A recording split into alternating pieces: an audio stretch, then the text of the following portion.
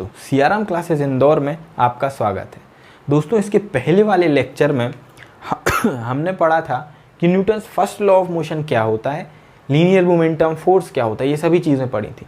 अब हम पढ़ने जा रहे हैं कि Newton second law of motion क्या होता है। तो Newton second law of motion simple सी एक बात बोलता है कि rate of change of linear momentum of a body is directly proportional to the force applied on the body. अब इसका क्या मतलब है? इसका मतलब है कि कोई भी एक बॉडी है, उसका जो लीनियर मोमेंटम है, दोस्तों लीनियर मोमेंटम अगर आपको नहीं पता तो आप इसके पहले वाले लेक्चर में जाके अच्छे से पढ़ सकते हैं। तो जो लीनियर मोमेंटम है किसी भी बॉडी का, वो समय के साथ किस रेट से चेंज हो रहा है, ये चीज़ डायरेक्टली प्रोपोर्शनल है कि उस पर्टिकुलर ऑब्जेक्ट पर कितना फोर्स अप्लाइड होता है।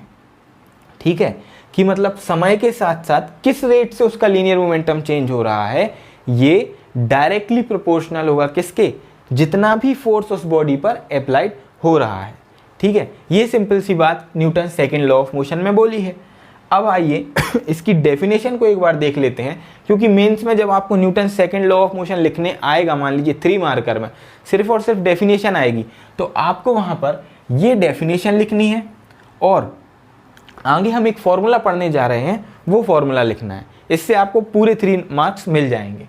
ठीक है, तो इसकी डेफिनेशन कुछ ऐसी है, the rate of change of linear momentum, rate of change of linear momentum is directly proportional to the external force applied on the body and this change takes place in the direction of force applied। अब इसका मतलब क्या है कि जो linear momentum में change आ रहा है वो उसी डायरेक्शन में आएगा जिस डायरेक्शन में फोर्स अप्लाई किया जा रहा है ना। कि मान लीजिए ये बॉडी है, ये मूव कर रही है, इसके पास कोई सा लीनियर मोमेंटम है। अब मान लीजिए मैं इसको इस साइड से धक्का देता हूँ तो सडनली इसकी स्पीड बढ़ जाएगी। इसकी स्पीड बढ़ जाएगी तो इसका जो लीनियर मोमेंटम है वो भी थोड़ा सा बढ़ जाएगा।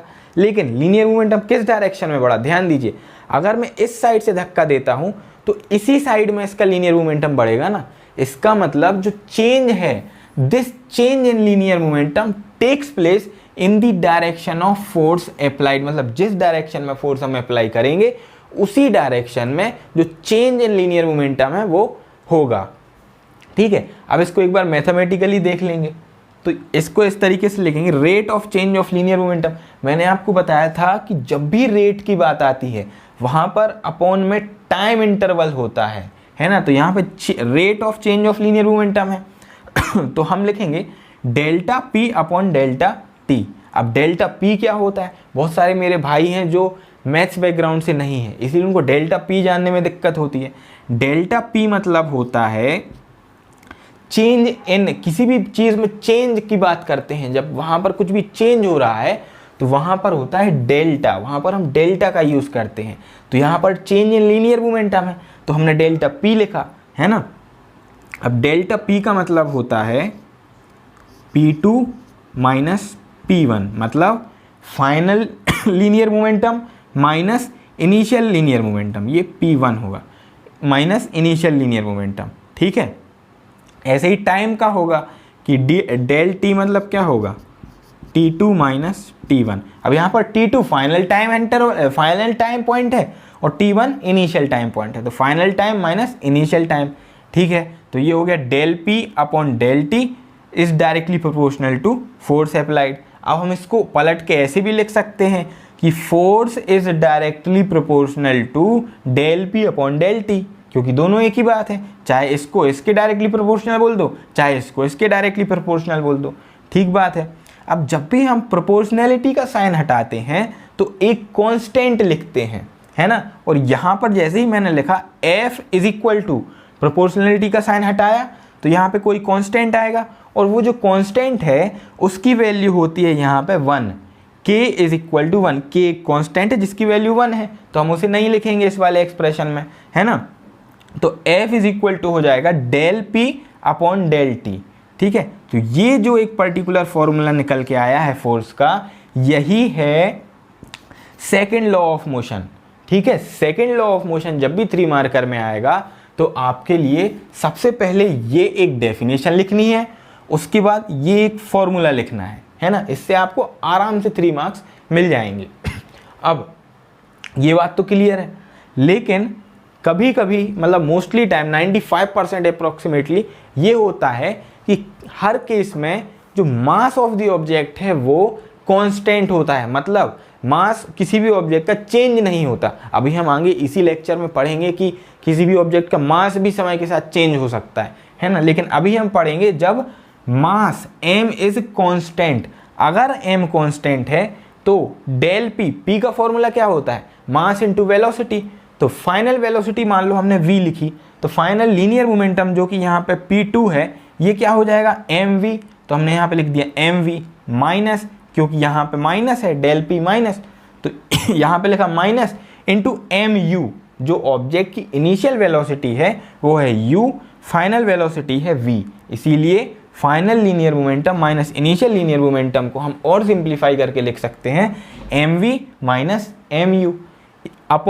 अपॉन में डेल टी है तो डेल टी को लिखूंगा t2 माइनस t1।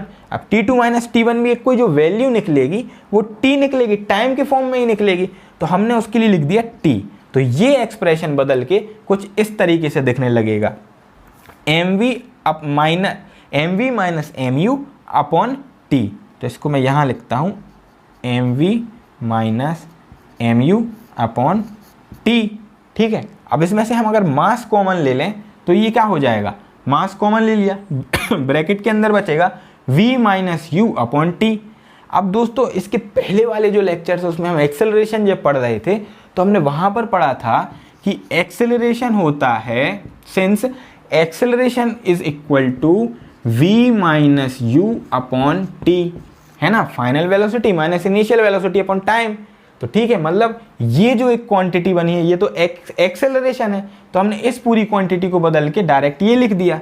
तो ये एक नया फॉर्मूला बनेगा कि force is equal to mass into acceleration, ठीक है। लेकिन ऐसा कब होता है, जब जो मास है वो कांस्टेंट हो, मतलब जब भी मास कांस्टेंट होता है तो वहां पे फोर्स इज इक्वल टू होता है मास इनटू एक्सेलरेशन, ठीक है। अब आप बोलेंगे भैया मास तो हमेशा कांस्टेंट ही होता है, तो नहीं।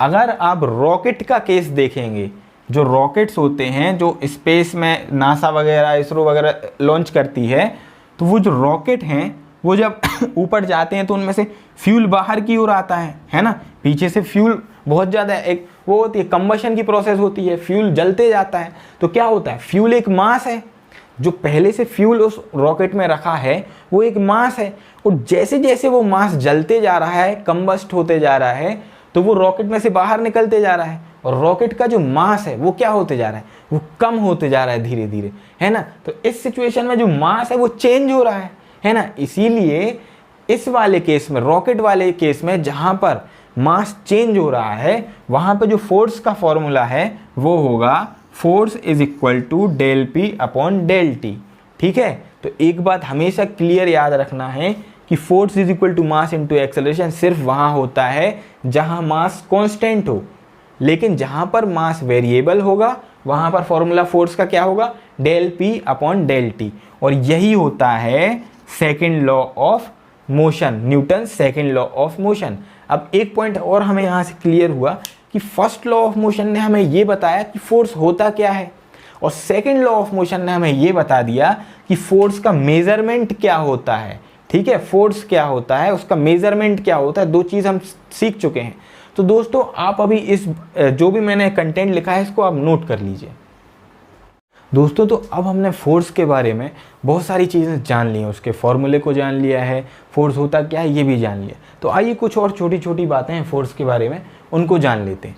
तो फोर्स का जो डायमेंशनल फॉर्मूला होता है वो होता है mLT-2। अब ये ऐसा क्यों होता है ये आपको पिछले लेक्चर्स में पता चलेगा, ठीक है। और जो यूनिट्स ऑफ फोर्स होती हैं ये दो टाइप की होती हैं। पहली होती है एब्सोल्यूट यूनिट ऑफ फोर्स, और एक और होती है ग्रेविटेशनल यूनिट ऑफ फोर्स। इन दोनों में क्या अंतर है या क्या डिफरेंस है, तो जो एब्सोल्यूट यूनिट ऑफ फोर्स है इसमें कभी भी चेंज नहीं आता, जो इसका मैग्नीट्यूड है या जो ये यूनिट है इसमें कभी चेंज नहीं आता। लेकिन जो ग्रेविटेशनल यूनिट ऑफ फोर्स है इसमें ग्रेविटेशनल फोर्स के कारण चेंज आ सकता है और आता भी है। तो आइए हम देखते हैं एब्सोल्यूट यूनिट ऑफ फोर्स क्या कहलाती है या कौन सी है absolute unit of force. Force की एब्सोल्यूट यूनिट है न्यूटन। क्या है? न्यूटन। अब 1 न्यूटन बराबर क्या होता है? कई बार उसमें 3 मार्कर में जो क्वेश्चन आता है वो इस तरीके से आता है, डिफाइन 1 न्यूटन ऑफ फोर्स। तो उसको हम कैसे लिखेंगे? 1 newton of force is that much force which produces an acceleration of 1 metre square 1 metre per second square in a body of mass 1 kg। मतलब उतना फोर्स जो 1 किलोग्राम की किसी बॉडी में 1 मीटर पर सेकेंड स्क्वायर का acceleration produce कर पाए वो 1 न्यूटन कहलाएगा। आई होप आपको ये क्लियर होगा। ठीक है, अब हम देखेंगे ग्रेविटेशनल यूनिट ऑफ फोर्स कौन सी है। ग्रेविटेशनल यूनिट ऑफ फोर्स है kgf। कौन सी? kgf, और इसी को kg वेट भी बोलते हैं। ठीक है, इसको हम पढ़ते हैं किलोग्राम फोर्स या किलोग्राम वेट। अब ये क्या होती है? ये दोस्तों ग्रेविटेशनल फोर्स से बहुत ज़्यादा इफेक्ट करती है।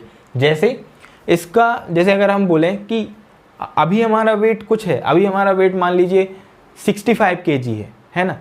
तो कभी कभी ऐसा होता है कि अर्थ पे डिफरेंट लोकेशंस पे हमारा वेट अलग आता है।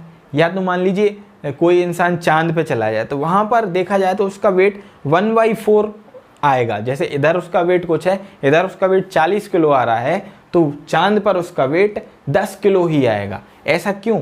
क्योंकि जो हमारा वेट है, जो वेट है वो वेट मास नहीं है, वो वेट किलोग्राम फोर्स है। ठीक है, वो किलोग्राम फोर्स में हम ये जनरली एफ को बोलते नहीं है, लेकिन जो हमारा वेट है वो मेजर होता है किलोग्राम फोर्स में। ठीक है, क्योंकि किलोग्राम तो मास की क्वांटिटी है, लेकिन जो वेट है उसकी क्वांटिटी, उसकी जो यूनिट होती है वो होती है किलोग्राम फोर्स। तो देखते हैं 1 किलोग्राम फोर्स क्या होता है।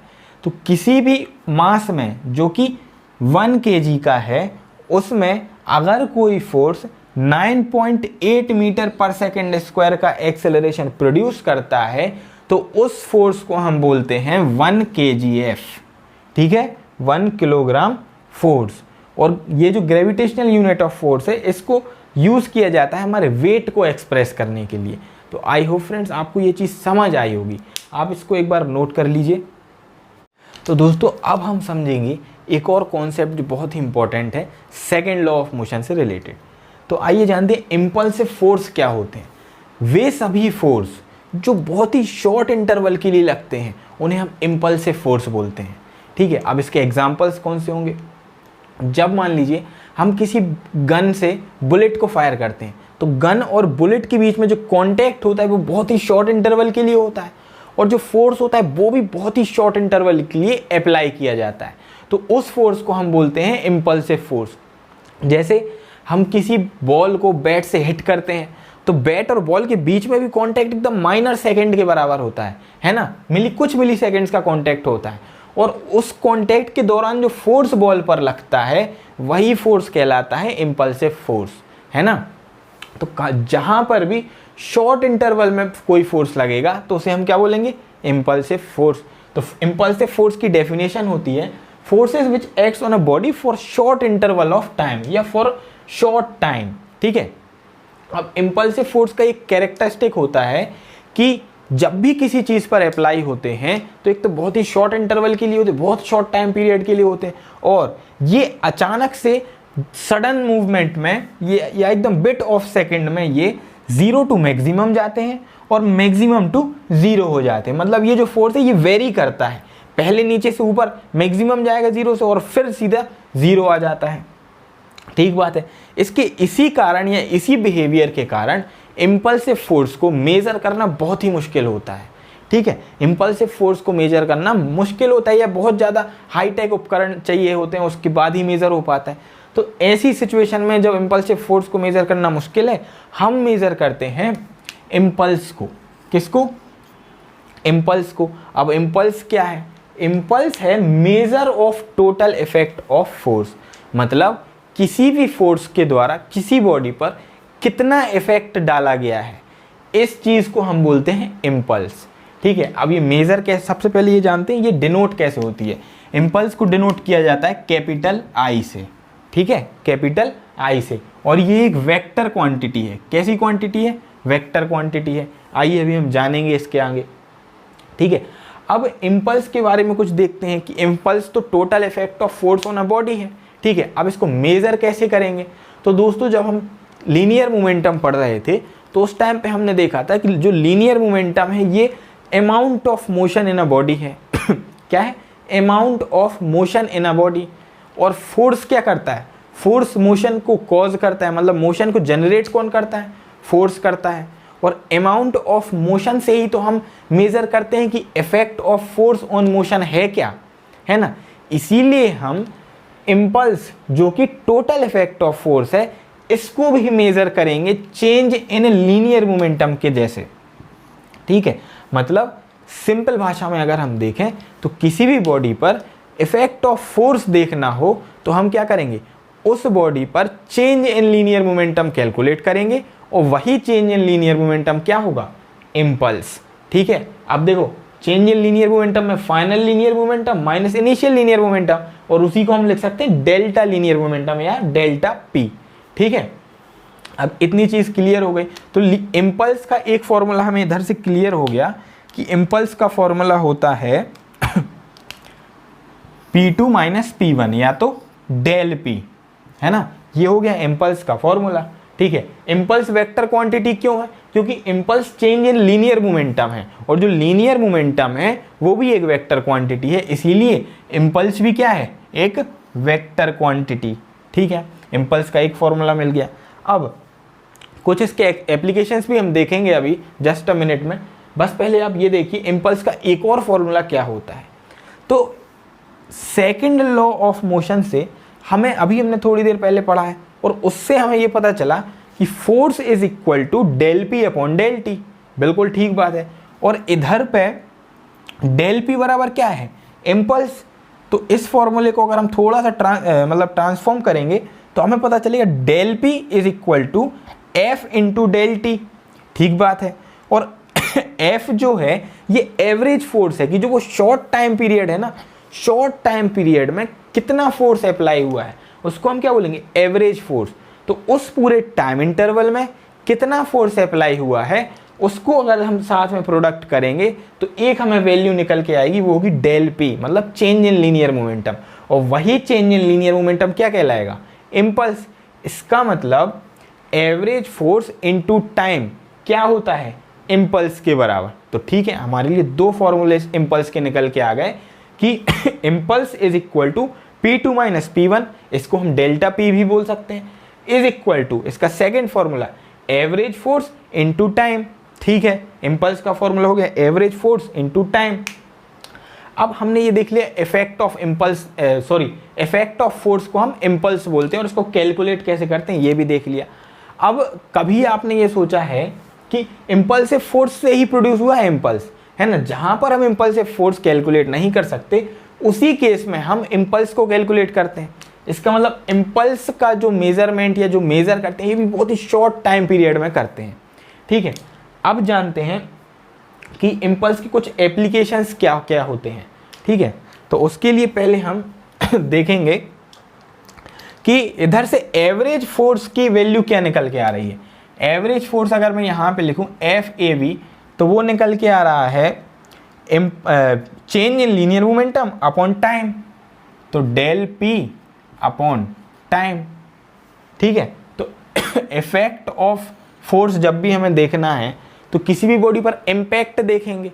तो अगर हमें इम्पैक्ट देखना है तो ये समझ में आना चाहिए कि उस बॉडी पर कितना फोर्स लग रहा है। जैसे अगर मैं इस पर थोड़ा सा फोर्स लगाऊं तो इस पर कोई असर नहीं होगा, कोई इम्पैक्ट नहीं होगा। लेकिन अगर इस पर बहुत ज़्यादा न्यूटन का फोर्स लगाऊं तो ये पेन कैसा होगा? टूट जाएगा। तो वो टूटना क्या है? फोर्स का इम्पैक्ट है इस पेन के ऊपर, है ना?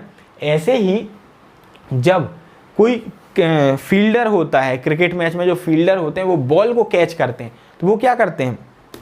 वो इस तरीके से जैसे बॉल आती है तो अपने हाथ को साथ साथ बॉल के थोड़ा पीछे लाते हैं। ऐसा क्यों करते हैं? क्योंकि इधर पे जब चेंज इन लीनियर मोमेंटम हो रहा था और मान लीजिए change in linear momentum constant है तो वो क्या करते हैं, जो हाथ और बॉल का कांटेक्ट है उसको इंक्रीज कर देते हैं। तो जब वो अगर इसको ऐसे ना लाते तो क्या होता, जब भी बॉल आती वो सडन इस हाथ पे लगती और उसकी वेलोसिटी जीरो हो जाती। मतलब जस्ट इसके पहले उसके पास कोई लीनियर मोमेंटम था और जैसे ही हाथ से टकराई उसको सडन एकदम से लीनियर मोमेंटम क्या हो गया, जीरो हो गया। तो चेंज इन लीनियर मोमेंटम बहुत ही कम समय में हुआ उसका। तो अगर टाइम की वैल्यू बहुत ही कम होगी तो ये जो ओवरऑल वैल्यू है ये क्या आएगी, जो फोर्स की जो ओवरऑल वैल्यू है वो क्या आएगी इस वाले रिलेशन में, बहुत ज़्यादा आएगी।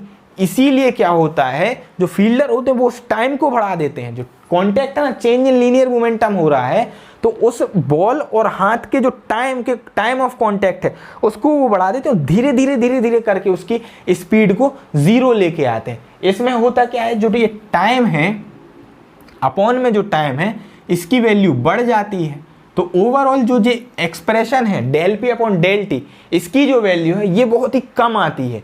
इसलिए जो एवरेज फोर्स है इस दौरान पूरे ये भी बहुत कम आता है। और ऐसी सिचुएशन में जो फोर्स उसके हाथ को फील हुआ वो बहुत ज़्यादा कम आता है, तो उनका हाथ में इंजरी होने के चांसेस बहुत ही कम रहते हैं, है ना। तो दोस्तों यही था इम्पल्स के बारे में कुछ चीज़ें, आप एक बार सभी चीज़ों को नोट कर लीजिए। इम्पल्स से रिलेटेड कुछ और पॉइंट्स के बारे में जानेंगे।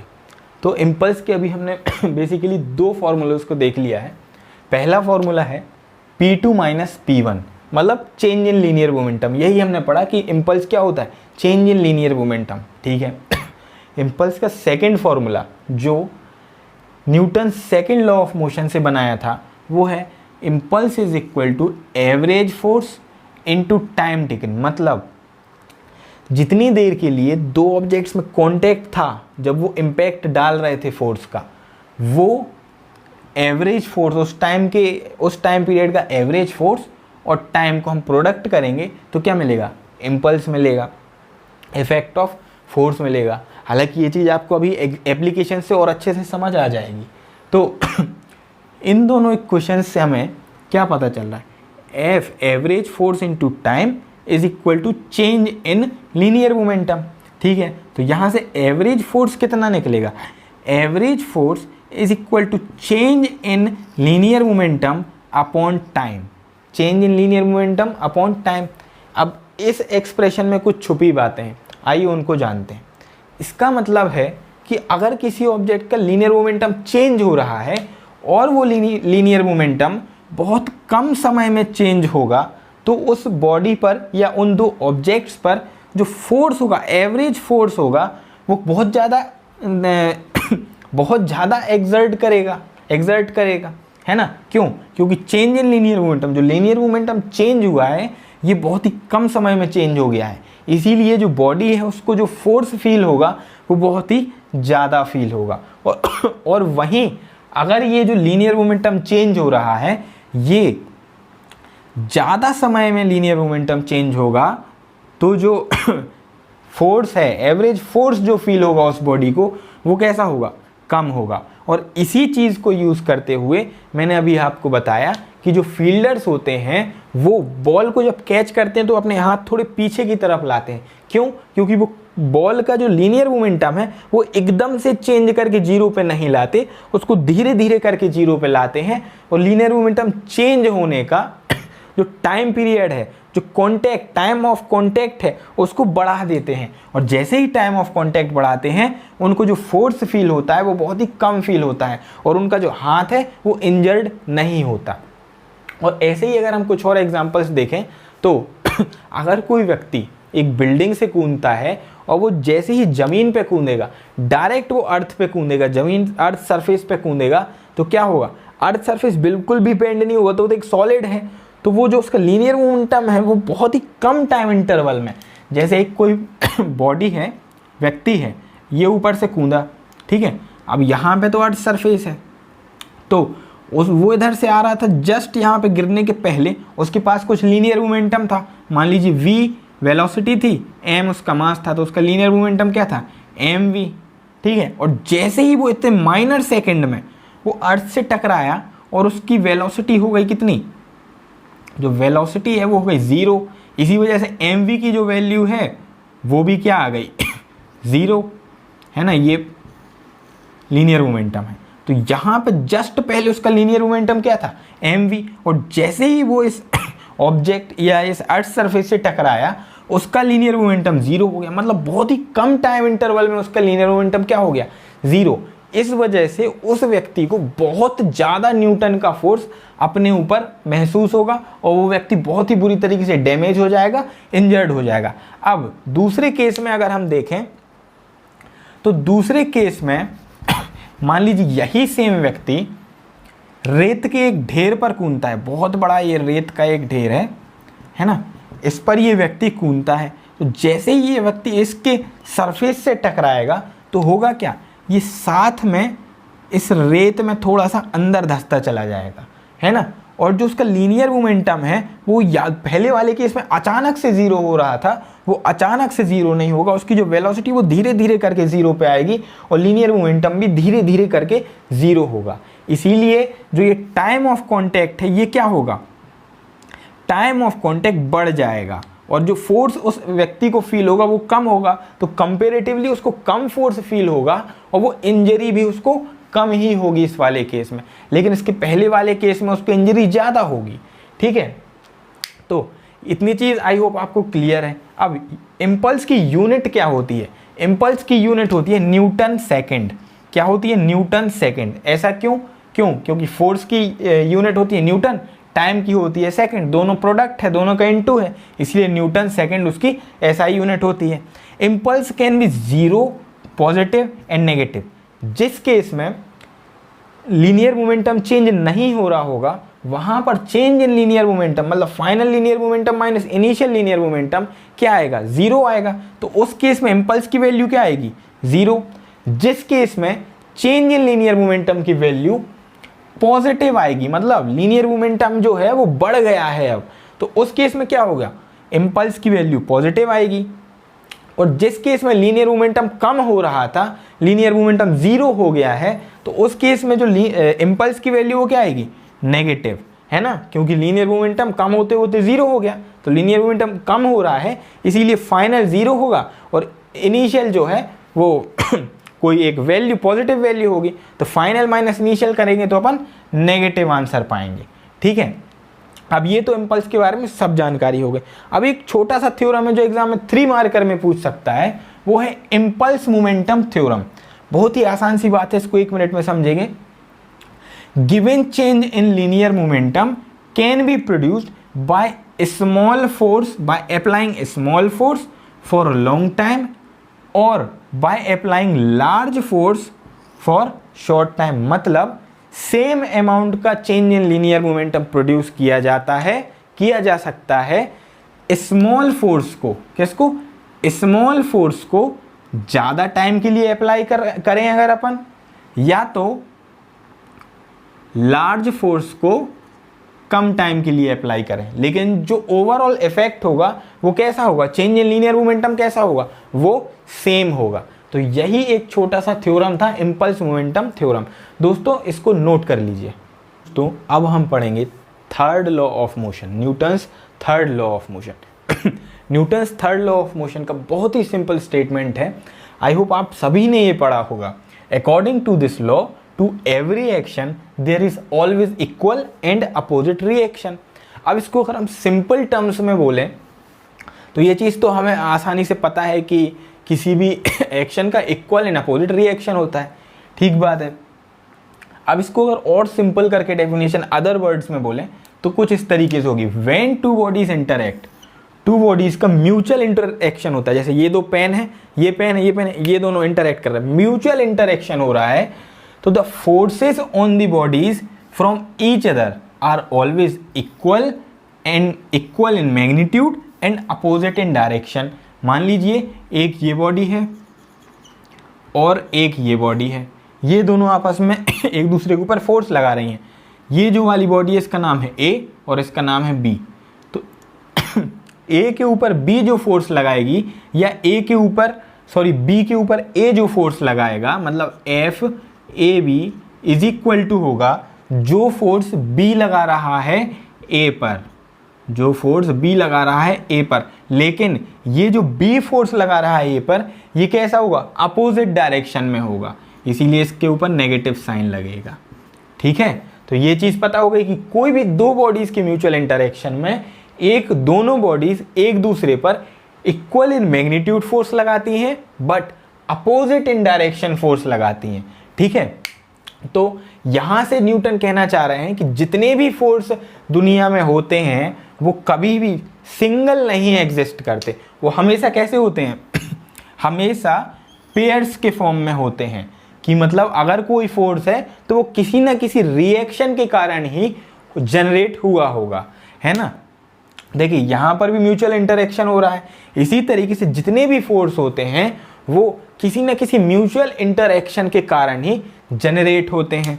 ये बहुत ही सिंपल सा था, है ना, इसमें कोई इतनी बड़ी बात है नहीं समझने को, हम बचपन से पढ़ते आ रहे हैं। तो आइए देखते न्यूटन्स थर्ड लॉ के कुछ एग्जांपल्स। जैसे कोई बुक अगर टेबल पर रखी हुई है तो वो बुक क्या करेगी, टेबल पर अपना फोर्स लगाएगी और रिएक्शन के फॉर्म में वो टेबल भी बुक पर उतना ही सेम फोर्स लगाएगी लेकिन अपोजिट डायरेक्शन में। ऐसे ही हम वॉक करते हैं जब, तो हम क्या करते हैं, अर्थ सरफेस पर बैकवर्ड फोर्स लगाते हैं और रिएक्शन के फॉर्म में जो अर्थ है वो हम पर फॉरवर्ड फोर्स लगाती है और एज अ रिजल्ट हम आगे की तरफ मूव कर पाते हैं, है ना। ऐसे ही स्विमिंग के टाइम पे होता है कि जब भी कोई स्विमर जो है वो तैरते हैं तो वो वाटर को बैकवर्ड धक्का देते हैं और इन टर्न या रिएक्शन के रूप में जो वाटर है वो स्विमर को क्या करता है, फॉरवर्ड मूव कराते जाता है ना। ऐसे ही जब एक और एग्जांपल हम देखेंगे कि जब हम गन को फायर करते हैं, गन से फायर करते हैं तो जो बुलेट होती है वो तो आगे की तरफ जाती है ना, लेकिन जो गन होती है वो भी पीछे की तरफ रिकॉइल हो जाती है। ऐसा क्यों? क्योंकि रिएक्शन के फॉर्म में जितना फोर्स गन ने बुलेट पर लगाया उतना ही फोर्स बुलेट ने गन के ऊपर भी लगा दिया लेकिन अपोजिट डायरेक्शन में, इसीलिए जो गन होती है वो बैकवर्ड थोड़ा मूव कर जाती है। तो दोस्तों ये थे तीनों लॉ ऑफ मोशन, हम यहाँ पर कंप्लीट कर चुके हैं। Newton's first law of motion, Newton's second law of motion, Newton's third law of motion, और जितने भी बेसिक कॉन्सेप्ट्स थे उन सभी को अच्छे से समझ चुके हैं। तो अगर आपको हमारी वीडियो पसंद आई है तो हमारी वीडियो को लाइक करें, शेयर करें और हमारे चैनल को सब्सक्राइब करें।